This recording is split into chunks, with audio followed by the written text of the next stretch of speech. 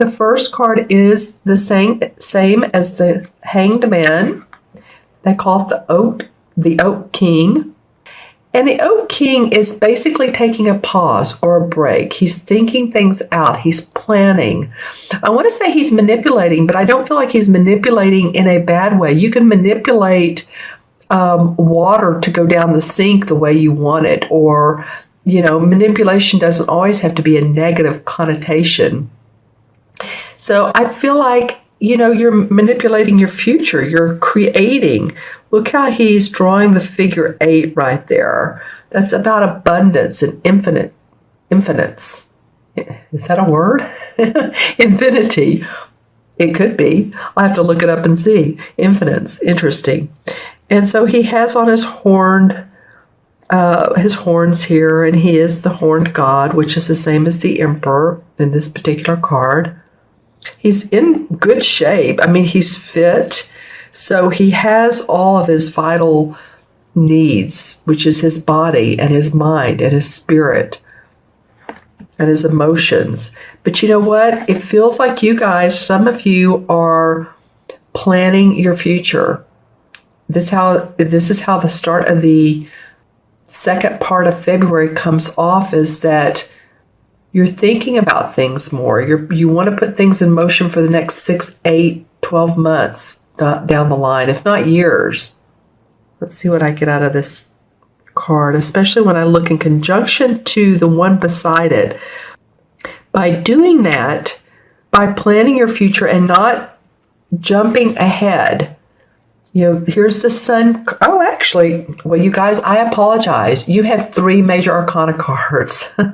I just said, no, you have 2. You have one in the first and the 6th position. We have one in the second. So 50% of your reading is major arcana, which means universal messages.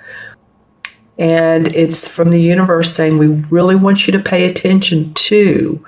And this card is saying, we want you to know that the sun is going to come out. The sun is going to shine. Yes, there have been some thunderstorms, and there have been some volcanoes and tidal waves and ice storms. And it's like, no, but you've done a lot of hard work, and we acknowledge you for that. We acknowledge that you've put in a lot of time and effort. And have you gotten humanly acknowledged? Have you gotten paid for the effort you've put in for the last couple of years or more? Maybe not. Maybe sometimes, excuse me, at some points during the last couple of years you have.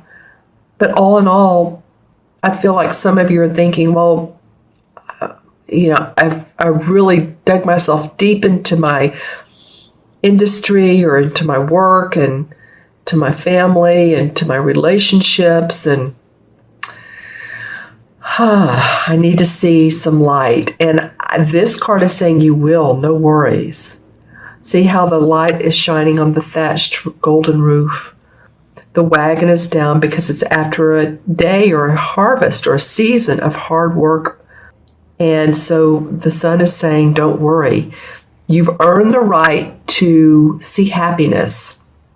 This card is not without working. It's not like, you've been sitting around and you've been doing that. I mean, maybe some of you have, but I feel like a lot of you have been putting in a lot of effort, and this card indicates that we know that, and that there is sunshine and hope and optimism to come from that.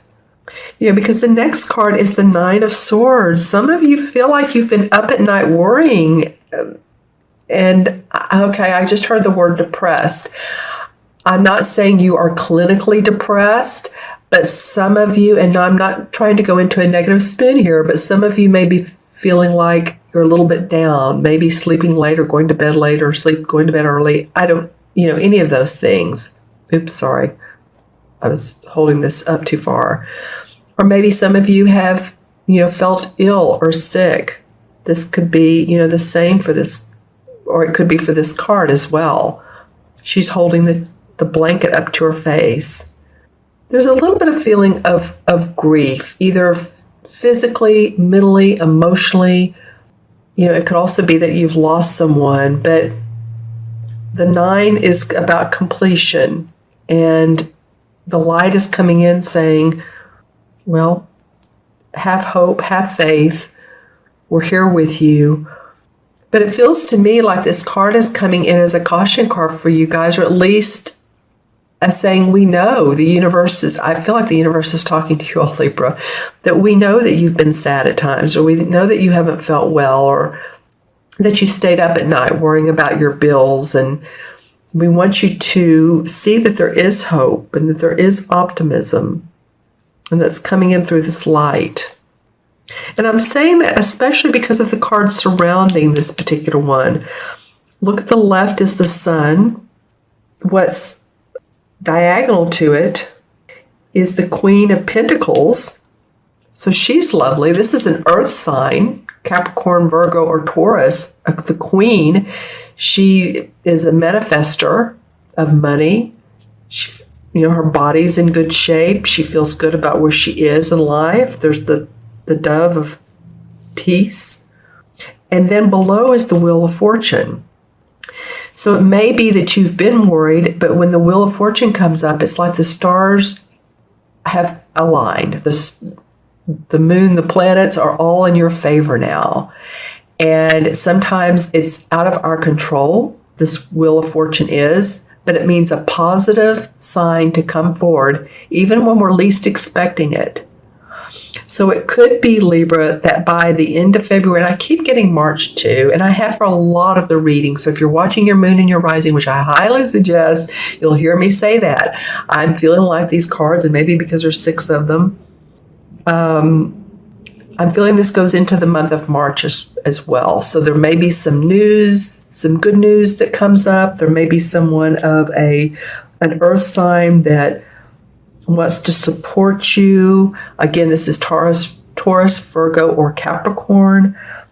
This is someone, and this can be a man or woman, who has manifested prosperity, who knows how to put projects in order, who's creative with their money, great guidance.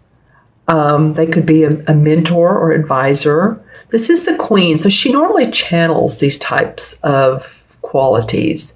The King has mastered it. The Queen sort of channels it. So she's sort of an essence of prosperity, hope, abundance, peace, generosity. She's generous. So it may be that you're working with someone who's very generous and loving and a guide to you. So that's why I say with this card of, looks like weepiness and unhappiness, you have 3 very positive cards under, beside, and touching the corners here. So the only card I haven't talked about is the 7 of Swords. And the 7 of Swords talks to me about needing to plan. The 7 is always in numerology being shrewd, being analytical. The 7 can talk about our intuition because 7 life paths are very intuitive. They seek the mystical, the mysteries of life. So as you look at this guy, he has come out of the forest from a hunt. As you can see here, he has all of his 7 swords. He's walking back into his house and he's greeting his spouse, or his spouse is there to greet him. But he's looking back at the forest, and it feels like he's thinking, wow, that was a big achievement. I had to plan that well. I had to put all my best laid plans in action in order to come out and off with this nice catch here. I mean, whether you're a hunter or not. Normally this card in traditional tarot, the artwork looks like someone who is carrying, I want to say 5 swords and leaving the other 2 behind. So he sort of looks like a thief in the night. And it can mean a thief or someone who is up to I wouldn't say no good, but someone who feels like they're getting away with something. And I feel like in a way that being shrewd will help you and enable you to move forward. It's not a bad thing. It's your thinking. It's about your thinking. The swords are. So sometimes we need to be shrewd, and you've taken the time out to be able to plan. And this is what the 7 is about. Your thinking. I've said that like 5 times, but it is. Your thoughts. Sometimes it's about our fears too. So how can you overcome your fears and get to this beautiful wheel of fortune? Well, it could be just through faith and having trust that the universe is on your side. Because to me, in this deck or in this spread, I look at this and I don't see any real, like, okay, movement, like you all need to do this or you need to move forward quickly. I'm not getting that. I'm getting that you're planning and the universe is there for you, especially here at the end of the reading. There's the ebbs and tides of life, and the Wheel of Fortune said, okay, it's your turn, Libra. And you're not the only sign that this card has come up for. This is like I'm probably on the 8th, maybe the 8th. I'm doing a little bit out of order this time, but this has come up maybe 2 other signs. So this could be a universal message to some people that you don't need to push so hard.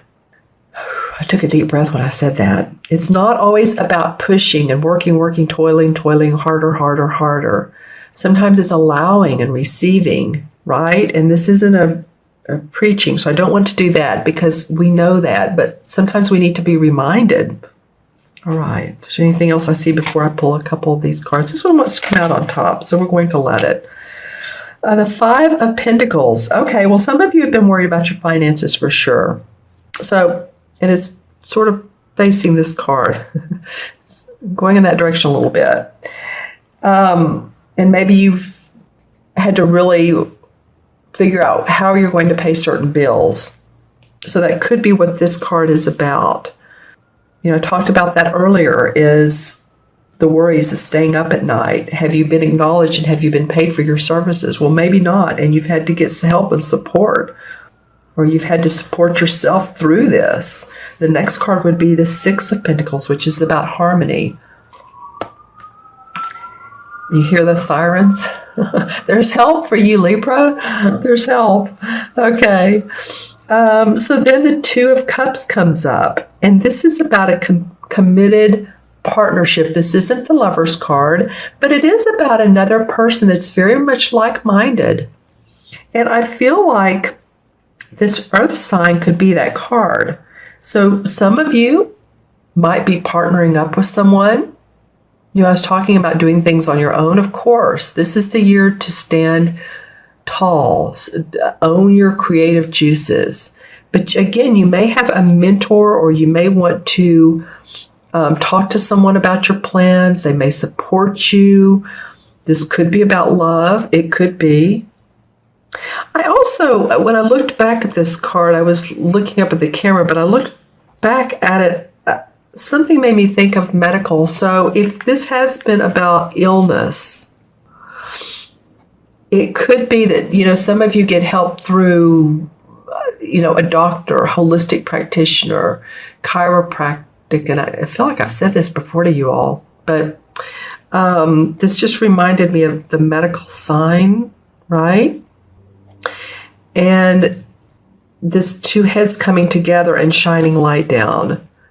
And this wonderful sort of tiger-like with a lion essence with wings. Tiger lion essence with wings. But there's blessings on this union. There's blessings to come. So I feel like there's help if it has been you've not been feeling well.